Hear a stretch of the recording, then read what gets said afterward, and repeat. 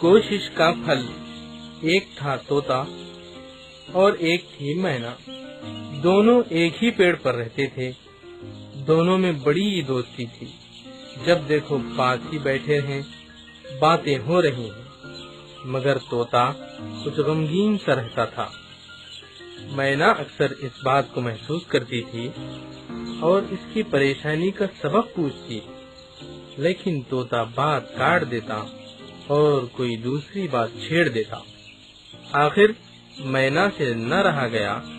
ایک دن اس نے طوطے سے کرید کر پوچھا، طوطے میاں، ہم لوگ مدت سے ایک جگہ رہتے ہیں، ایک دوسرے کے دکھ درد میں شریک ہیں، پھر کیا بات ہے کہ تم مجھ سے اپنی بے چینی کو چھپاتے ہو؟ یہ تمہارا وہم ہے، میں بالکل ٹھیک ہوں۔ ہاں یہ ٹھیک ہے، تمہیں اللہ نے سب کچھ دے رکھا ہے، یہ خوبصورت شکل و صورت، یہ باغ کی بہاریں، پھل پھول اور ایسا اچھا موسم۔ اپنی نیند اٹھے ہو، اپنی نیند سوتے ہو، مگر پھر بھی دیکھتی ہوں کہ تم کسی فکر میں ڈوبے رہتے ہو۔ آج مجھے اپنا بھید ضرور بتاؤ، اس سے تمہارے دل کا بوجھ ہلکا ہوگا۔ طوطے نے جب دیکھا مینا ماننے والی نہیں ہے تو اس نے کہا، مینا بہن، بات یہ ہے کہ آج کل دنیا میں بڑی افراتفری مچی ہوئی ہے۔ باغ میں جتنے جانور ہیں، کسی کو کسی سے کوئی ہمدردی نہیں۔ تم نے بھی دیکھا ہوگا کہ کوا چڑیوں کے گھونسلوں میں جا کر ان کے انڈے بچے کھا جاتا ہے۔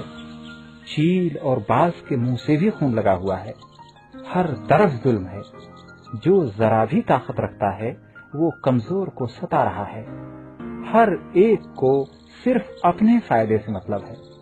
لڑنا جھگڑنا، ایک دوسرے کو مار دینا معمولی بات ہو گئی ہے۔ میں جب ان کرتوتوں کی طرف دیکھتا ہوں تو دل کانپ جاتا ہے۔ لیکن تم ان سب کی فکر میں کیوں گھل رہے ہو؟ یہ دوسروں کی فکر نہیں ہے، یہ تو اپنا ہی غم ہے۔ جب ظلم و ستم زیادہ بڑھ جائے گا تو ہم ہی اس سے کہاں بچیں گے؟ کسی گھر میں آگ لگ رہی ہو اور ہم مطمئن اپنے گھونسلے میں بیٹھے رہیں کہ آگ دور لگی ہے، یہ عقل مندی کی تو نشانی نہیں۔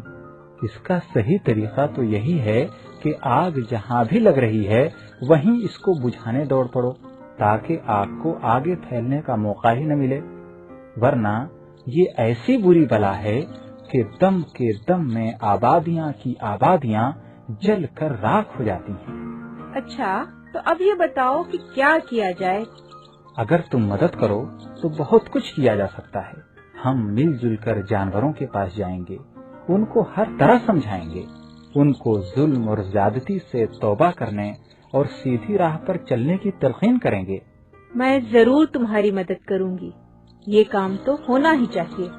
حقیقت میں اگر باغ میں زیادہ بگاڑ آ گیا تو پھر اس کی لپیٹ میں سبھی آ جائیں گے۔ گیہوں کے ساتھ گھن کے پسنے کی مثال تو مشہور ہے۔ اس کے بعد یہ ہوا کہ طوطا اور مینا نے ہمت کر کے دعوت کا کام شروع کیا۔ سب جانوروں کو امن و سکون سے رہنے کے فائدے اور ظلم و زیادتی کے نقصانات سمجھائے۔ خدا نے ان کے کام میں برکت دی اور ہر جانور نے برے کاموں سے توبہ کی۔ تمام باغ کا نقشہ بدل گیا، ہر طرف باہمی ہمدردی پیدا ہو گئی۔ اس کہانی سے یہ سبق ملا کہ ظلم اور برائی کو دیکھ کر خاموش نہیں بیٹھنا چاہیے، بلکہ اس کو ختم کرنے کے لیے کوشش کرنی چاہیے۔